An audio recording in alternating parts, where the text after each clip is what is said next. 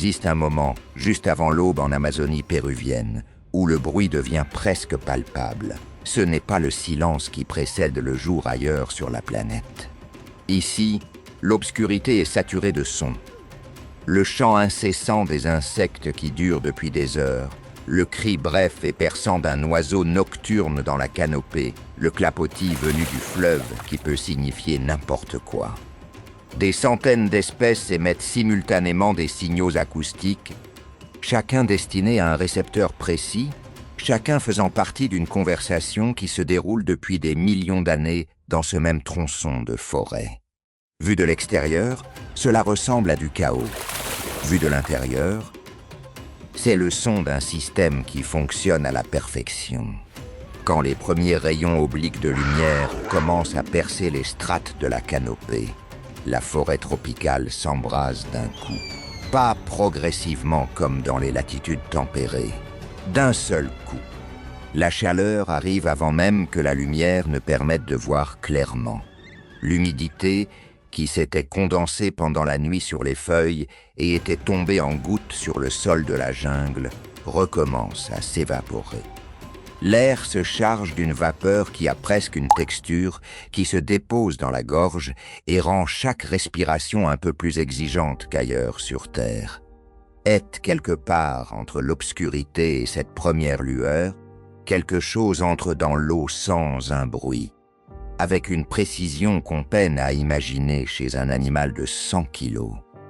Les taches noires sur fond doré se fondent dans les reflets du fleuve avant que l'œil ait le temps de saisir la silhouette complète. L'eau se referme sur ce corps comme si elle ne s'était jamais ouverte. Le jaguar est en chasse, Pérou. Environ 1 300 000 km² de territoire qui concentre, au sein d'une seule nation, 3 des écosystèmes les plus complexes de la planète. La forêt amazonienne qui occupe 60% du pays et abrite près de 10% de la biodiversité mondiale, la cordillère des Andes qui traverse le pays du sud au nord avec des sommets dépassant les 6000 mètres et créant des climats radicalement différents sur chaque versant, et la mince bande côtière désertique sur le Pacifique, où le courant froid de Humboldt transforme des eaux qui devraient être tropicales en l'un des lieux de pêche les plus productifs de l'hémisphère occidental. Dans ce territoire, la prédation prend des formes qui n'existent nulle part ailleurs avec la même intensité ni la même variété.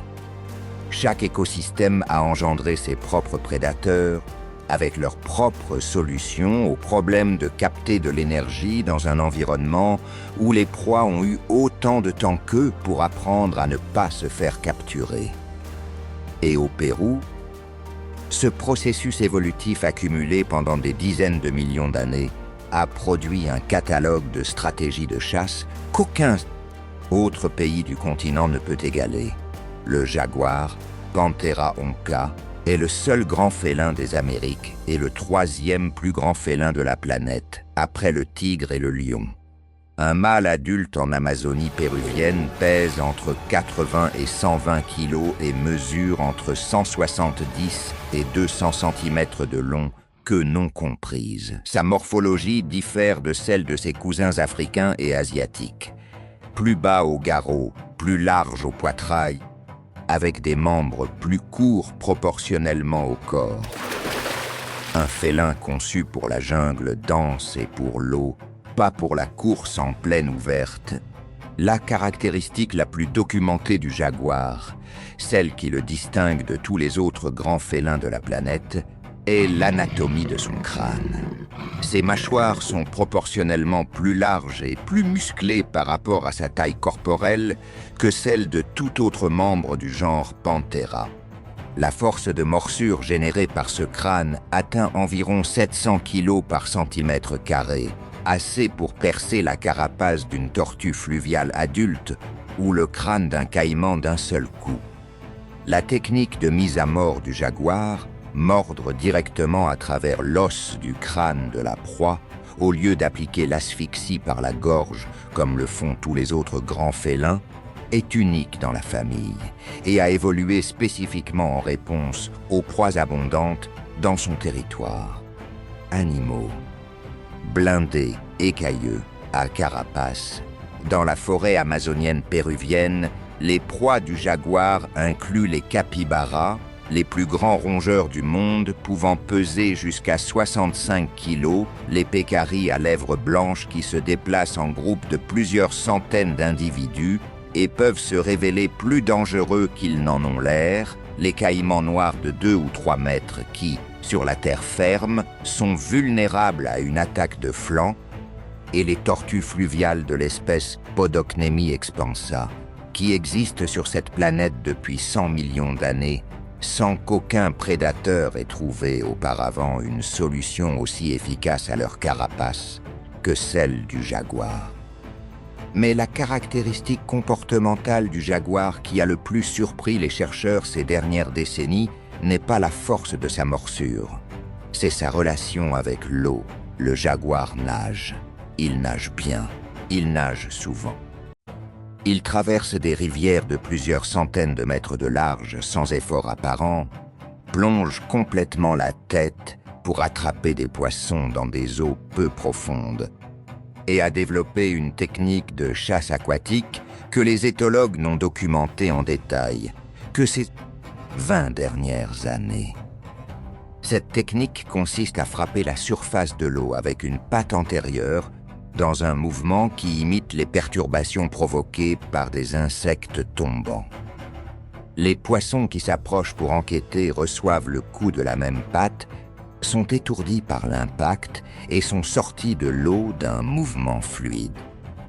C'est une technique que le jaguar ne semble pas utiliser dans toutes les populations étudiées, ce qui suggère un comportement appris plutôt qu'instinctif, probablement transmis de mère en jeune dans les groupes riverains où l'accès aux poissons justifie le développement de cette compétence spécifique. Le territoire d'un mâle jaguar adulte en Amazonie peut dépasser les 300 km². Il est marqué par des griffures sur les arbres, de l'urine et des excréments déposés en points stratégiques, et les mâles adultes le défendent activement contre les autres mâles. Les femelles, avec des territoires plus petits de 50 à 150 km², permettent un chevauchement partiel avec ceux des mâles dominants de la zone. Les petits jaguars naissent aveugles et dépendent entièrement de leur mère pendant les 6 premiers mois. La mère les élève seule, sans participation du mâle, et leur enseigne pendant une période d'1 an et demi à 2 ans toutes les techniques de chasse nécessaires à la survie dans la jungle.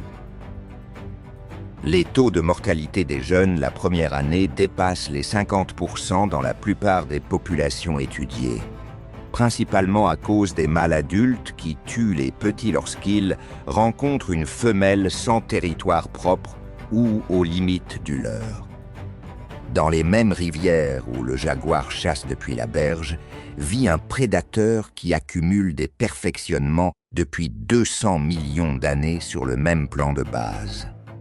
Le caïman noir, Melanosuchus niger, est le plus grand crocodile des Amériques et l'un des plus grands reptiles du monde. Les mâles adultes atteignent régulièrement 4 à 5 mètres de long et peuvent dépasser les 400 kilos. Avant la chasse intensive qui a décimé leur population au XXe siècle, on recensait des individus allant jusqu'à 6 mètres et plus de 600 kilos. Le caïman noir est un pur prédateur d'embuscade. Il n'a ni la mobilité d'un mammifère, ni la précision d'un félin sur la terre ferme, et ses sprints sur la berge, entre 12 et 17 km/h sur de très courtes distances, en font un chasseur qui ne gagne que si la proie vient à lui ou s'il peut s'approcher sans être détecté. La sélection naturelle a optimisé chaque aspect de sa morphologie pour cette stratégie d'attente active. Ses yeux et ses narines sont positionnés au sommet du crâne, ce qui lui permet de garder la tête pratiquement submergée avec seulement ces 2 structures au-dessus de la surface. La peau de son dos est d'un noir si intense que, dans les eaux sombres des rivières amazoniennes teintées de tanins végétaux, où la visibilité tombe à quelques centimètres, l'animal est littéralement invisible depuis la berge. Un caïman noir de 4 mètres attendant la nuit dans une rivière amazonienne fait partie du paysage pour ses proies, jusqu'à ce qu'il cesse de l'être. La force de morsure d'un caïman noir adulte dépasse les 1500 kg par centimètre carré.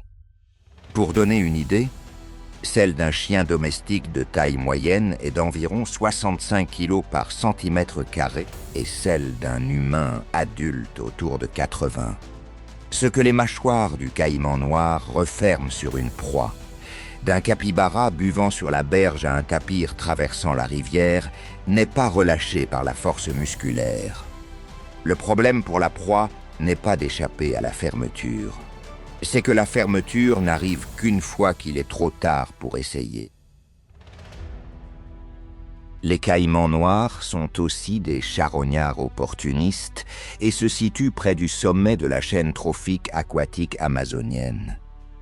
Leurs proies vont des poissons de toute taille aux mammifères aquatiques comme les loutres géantes, quand les circonstances le permettent, même si cette relation prédateur-proie est loin d'être à sens unique. Il existe un animal dans les rivières d'Amazonie péruvienne qui chasse les caïmans.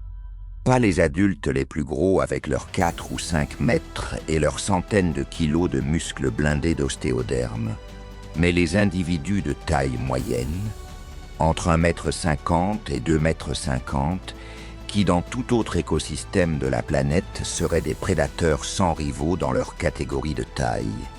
La loutre géante de rivière, Pteronura brasiliensis, mesure jusqu'à 1,70 m et peut peser entre 22 et 32 kg. Seul, c'est un animal remarquable, mais pas exceptionnel dans le contexte amazonien. En groupe, c'est tout autre chose.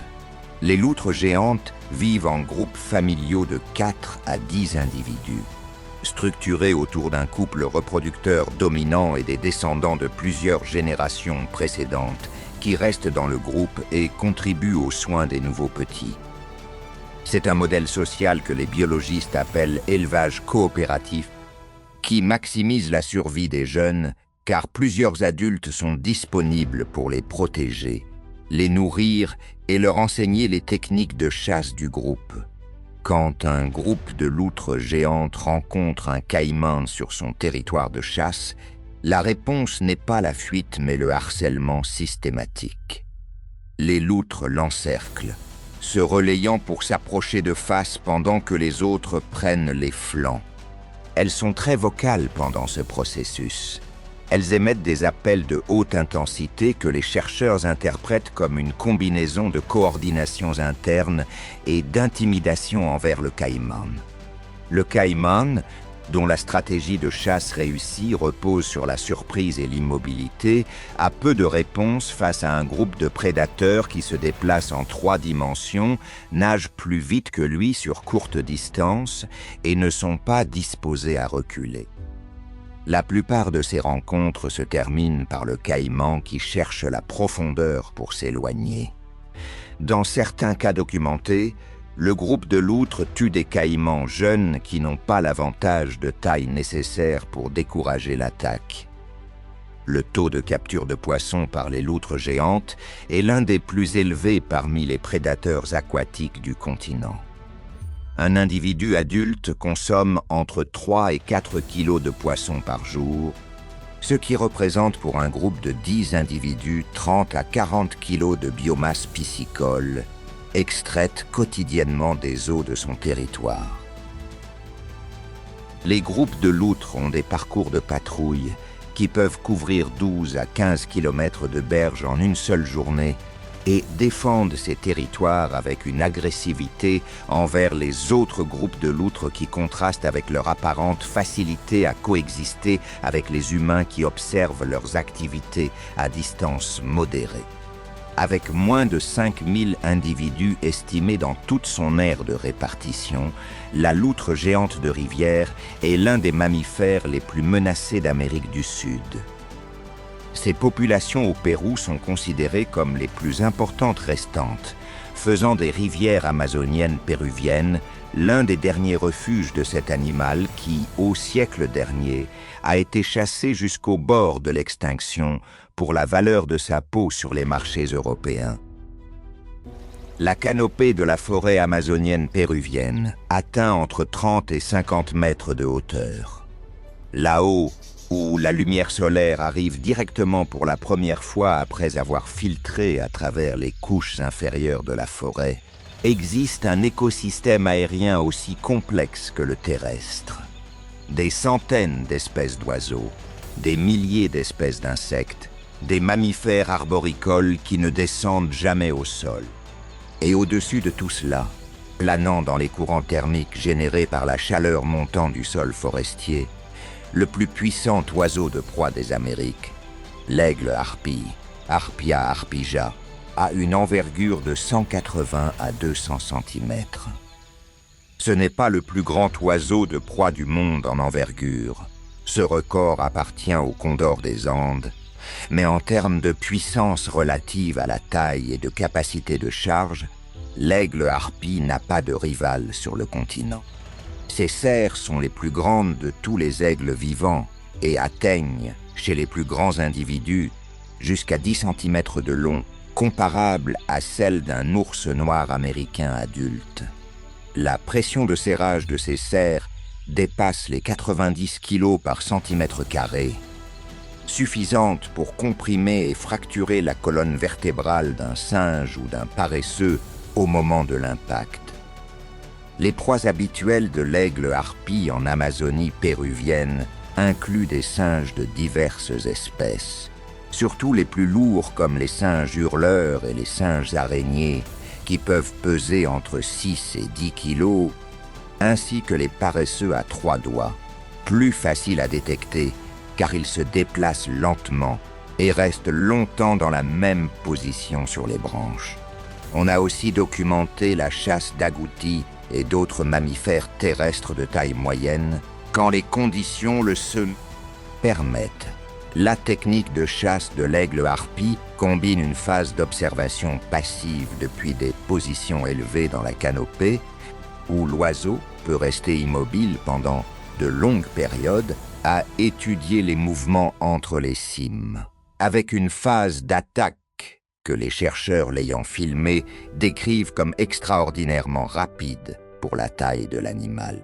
L'aigle vole entre les arbres à des vitesses pouvant dépasser les 80 km/h dans l'espace confiné de la canopée, ajustant sa trajectoire avec des mouvements du corps et de la queue d'une précision qui contraste avec l'image habituelle des oiseaux de proie comme chasseurs d'espaces ouverts. Les habitudes reproductives de l'aigle harpie sont extrêmement lentes, même pour un grand oiseau de proie. Le couple élève un seul poussin tous les 2 ou 3 ans. Le poussin reste avec les parents jusqu'à l'âge de 2 ans, une période de dépendance sans équivalent parmi les rapaces du continent. Cette lenteur reproductive rend l'espèce extrêmement vulnérable à toute perturbation des populations adultes. La perte d'un individu reproducteur dans un territoire ne peut pas être compensée rapidement. Avec moins de 50 000 individus estimés dans toute son aire de répartition et classés vulnérables par l'Union internationale pour la conservation de la nature, l'aigle harpie a déjà disparu de la majeure partie de son aire historique en Amérique centrale ainsi que dans le sud et l'est du Brésil. Le Pérou, avec son extension amazonienne relativement préservée, abrite l'une des plus grandes populations continentales restantes.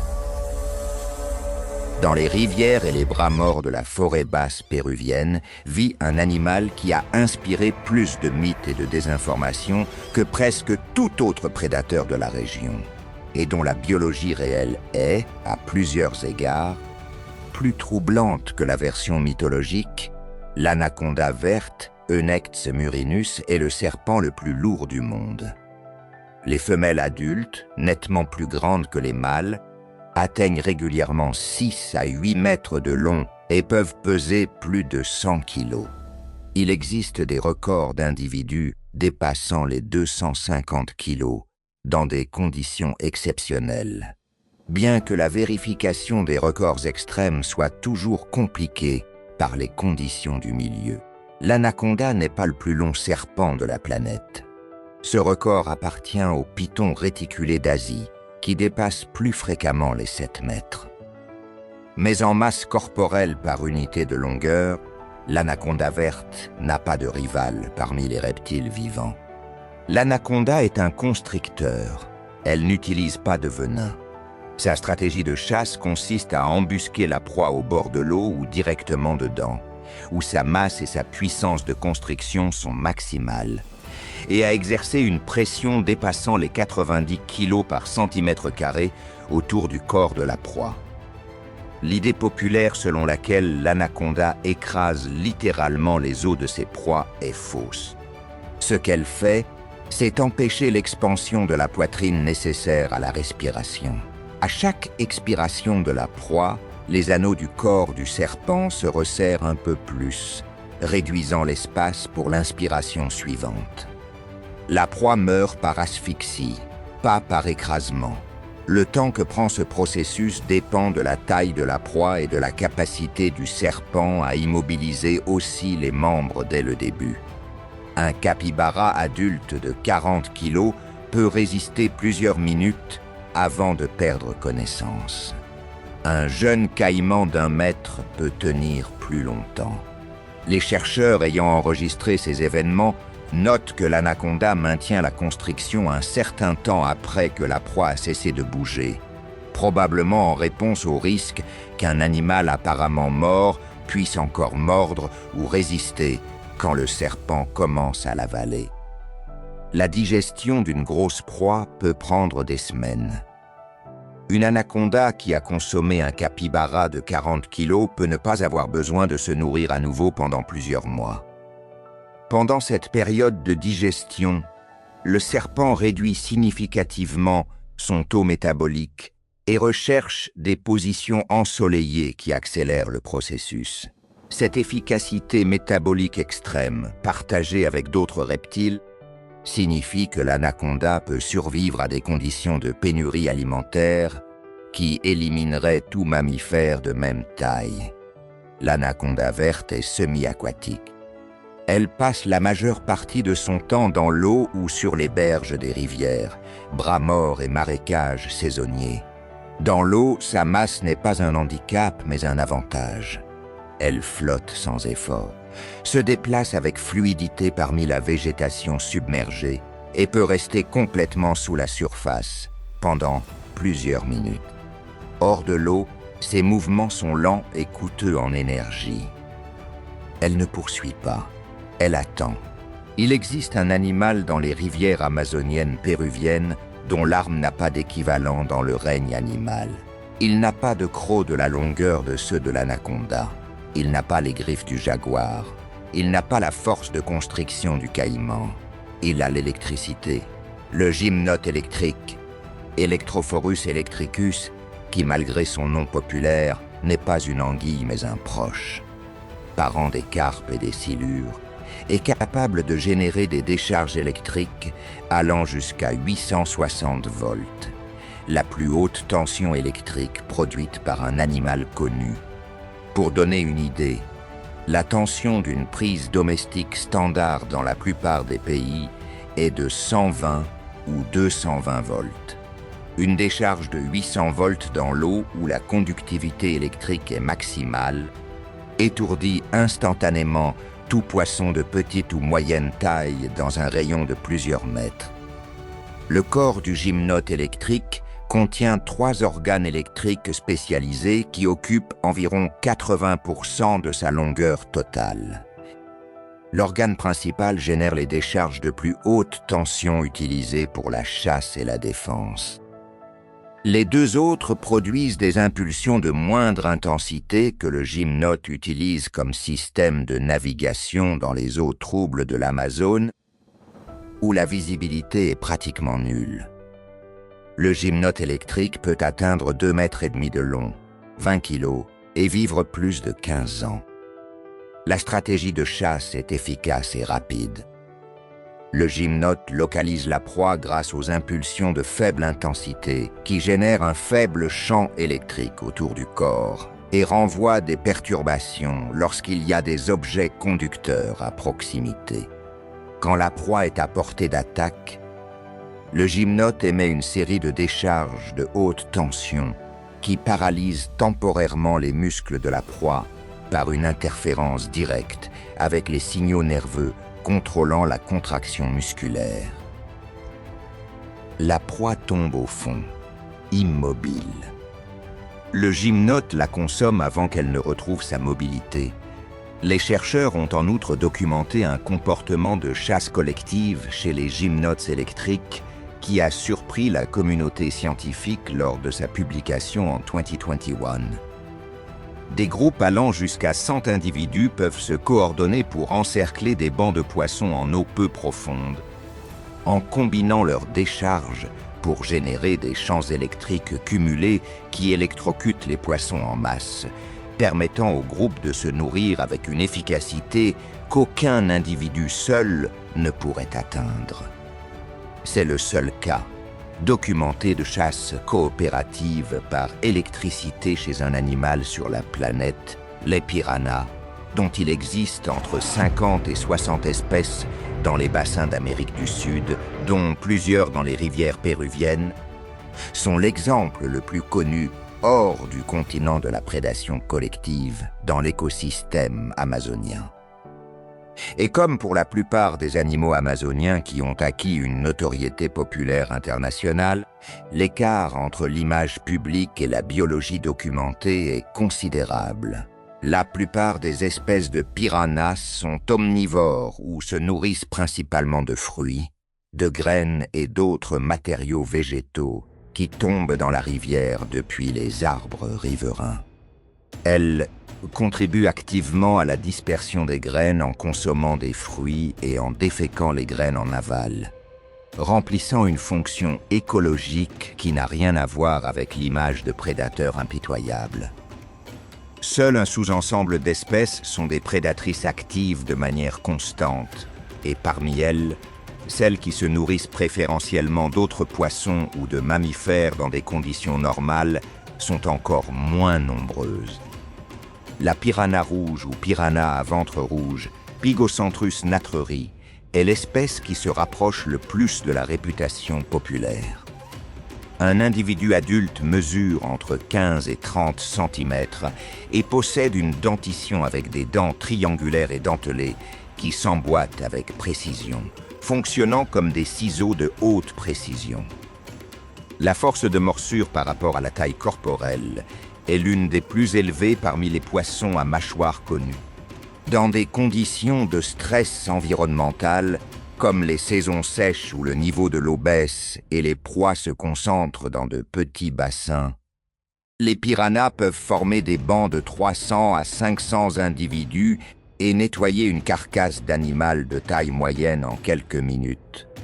Ce que les études de terrain ont clairement établi, c'est que ce comportement est conditionnel, pas constant. Dans les rivières avec un niveau d'eau normal et une disponibilité alimentaire adéquate, les piranhas attaquent rarement des animaux vivants et en bonne santé plus gros qu'eux. L'attaque massive est associée à des conditions de pénurie, à l'odeur de sang dans l'eau qui déclenche une réponse alimentaire difficile à arrêter une fois commencée, et à une densité suffisante d'individus pour que la concurrence au sein du banc accélère le rythme d'attaque à des niveaux qu'aucun poisson seul ne pourrait atteindre. Le rôle écologique réel des piranhas dans l'écosystème amazonien est plus proche de celui du vautour que de celui du jaguar.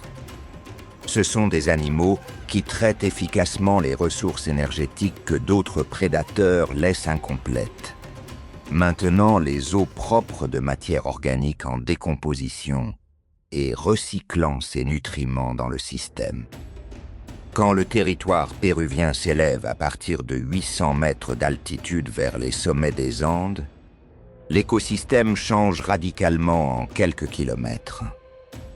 La densité humide et chaude de la forêt basse se transforme d'abord en forêt de montagne avec des fougères arborescentes et des mousses couvrant chaque surface, puis en puna, la prairie d'altitude où la température peut descendre sous zéro n'importe quel mois de l'année et où l'oxygène suffit à la vie mais est insuffisant pour tout effort physique important.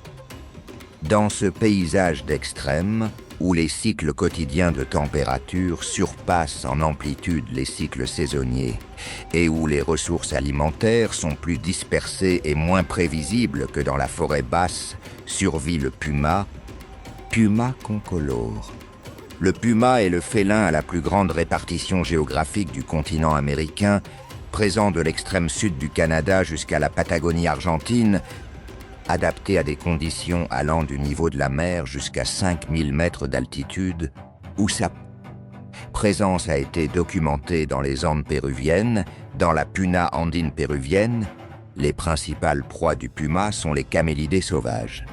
La vigogne, Vicuña vicuña, est le camélidé sauvage vivant à la plus haute altitude de la planète, adapté à vivre entre 3800 et 5000 mètres dans les prairies d'Ichu qui couvrent les hauts plateaux andins.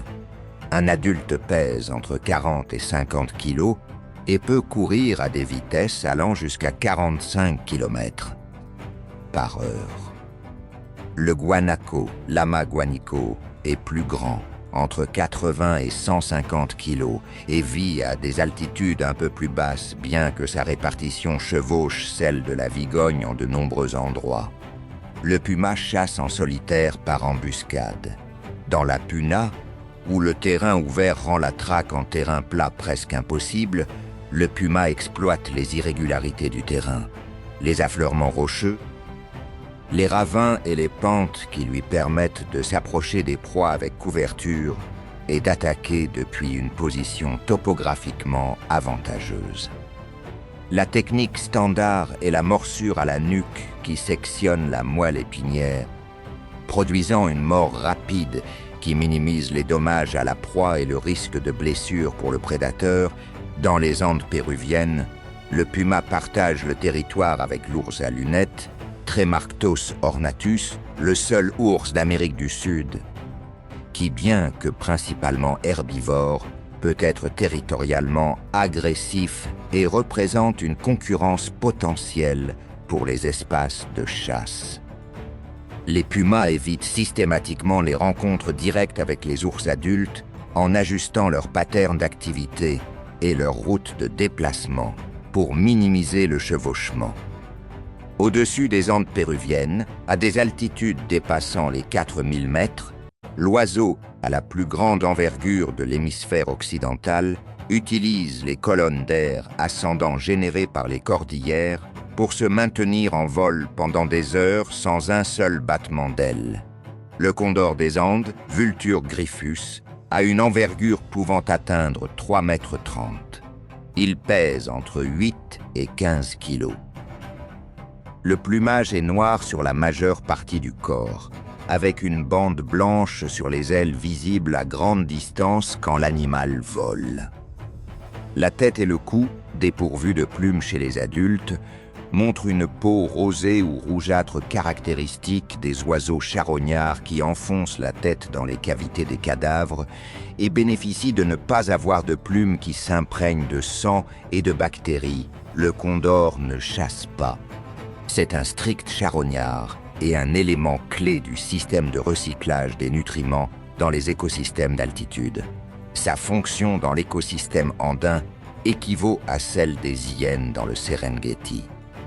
Il traite la matière organique des animaux morts, prévient l'accumulation de cadavres qui pourraient devenir des foyers d'infection et restitue au sol les nutriments que les herbivores en ont prélevés. Ce qui rend le condor écologiquement irremplaçable, c'est l'échelle spatiale de son activité. Avec son envergure et sa capacité à voler des centaines de kilomètres par jour sans dépense d'énergie significative, le condor peut localiser et traiter des charognes dans des territoires inaccessibles à la plupart des charognards terrestres. Les hauts sommets andins, les ravins profonds, les glaciers où meurent des animaux qu'aucun mammifère charognard ne peut atteindre facilement, tous ces micro-habitats sont reliés par le rayon d'action du condor. Avec environ 10 000 individus estimés dans toute la cordillère des Andes et une tendance démographique en baisse, le condor des Andes est une espèce classée vulnérable. Le rétablissement de ces populations a été l'un des projets de conservation les plus visibles des 30 dernières années en Amérique du Sud, avec des programmes d'élevage en captivité et de réintroduction qui ont obtenu des résultats partiellement réussis. Mais les condors reproducteurs en liberté sont rares, avec des couples qui élèvent un seul poussin tous les 2 ans, et des poussins qui dépendent des parents pendant plus de 2 ans avant d'atteindre l'indépendance. La côte péruvienne est l'un des écosystèmes les plus contre-intuitifs de la planète. Une bande désertique de près de 2000 km de long bordant un océan où devrait régner l'abondance tropicale et qui pourtant abrite l'une des plus fortes concentrations de vie marine au monde. La raison de ce paradoxe est le courant de Humboldt, aussi appelé courant du Pérou, qui s'écoule du sud vers le nord le long de la côte en apportant des eaux froides des profondeurs du Pacifique Sud à la surface. Ces eaux froides, riches en nutriments accumulés pendant des années dans les profondeurs, fertilisent l'océan côtier péruvien d'une manière que les eaux tropicales à température de surface plus élevée ne peuvent égaler. Le phytoplancton prospère dans ce mélange de froid et de nutriments. Le zooplancton se nourrit du phytoplancton. L'anchois, Angrolis ringens, l'un des poissons les plus abondants de l'océan Pacifique, se nourrit du zooplancton et forme des bancs aux dimensions pouvant dépasser des centaines de kilomètres carrés et des millions de tonnes de biomasse. Au-dessus de l'anchois, le système s'étage vers le haut avec une variété et une abondance de prédateurs qui font des eaux côtières péruviennes un écosystème sans équivalent dans l'hémisphère occidental, les otaries à fourrure du sud, Arctocephalus australis, et les lions de mer à crinière, Otaria flavescens, colonisent les îles et les affleurements rocheux de la côte péruvienne en colonies pouvant dépasser des centaines de milliers d'individus. Ils constituent la ressource alimentaire principale des requins qui fréquentent ces eaux, en particulier du requin taupe bleu, Isurus oxyrhynchus, qui, avec sa vitesse maximale documentée de 70 km/h en courte rafale, est le poisson le plus rapide de l'océan dans cette gamme de taille, et qui utilise les eaux de surface tempérées générées par le courant de Humboldt à cette latitude comme zone de chasse active. Les orques qui naviguent dans ces eaux côtières ont un comportement différent de celui des orques de l'Atlantique Sud. Ici, l'objectif préféré est les pinnipèdes, pas les requins, et la technique varie en conséquence. Mais la structure du comportement reste la même. Coordination de groupe, division des rôles, enseignement intergénérationnel de techniques qui fonctionnent dans cet environnement spécifique. Les pélicans péruviens, Pelecanus tagus, et les fous à pieds bleus, Siula nebusi, exploitent les mêmes colonnes d'eau que les otaries et les requins, mais depuis le haut. Les fous en particulier ont développé une attaque en piqué depuis des hauteurs, allant jusqu'à 15 mètres qui les plonge à plusieurs mètres sous la surface, capturant les poissons que les prédateurs aquatiques ont rabattus près de la surface. C'est un système de chasse à plusieurs niveaux où chaque espèce exploite une partie de l'espace tridimensionnel que les autres ne peuvent atteindre avec la même efficacité, augmentant l'exploitation totale du banc d'anchois bien au-delà de ce que chacune pourrait obtenir seule. Le Pérou possède le deuxième plus grand bloc de forêt amazonienne de la planète après le Brésil, avec environ 70 millions d'hectares de forêt tropicale qui représentent l'un des derniers grands blocs continus, de forêts humides encore debout. Cette continuité est la raison pour laquelle les populations de jaguars, d'aigles harpies de loutres géantes et d'anacondas vivant en Amazonie péruvienne figurent parmi les plus viables du continent. Un écosystème fragmenté peut maintenir des populations, mais les populations fragmentées ont une génétique appauvrie, une capacité de dispersion réduite et une plus grande vulnérabilité aux événements locaux.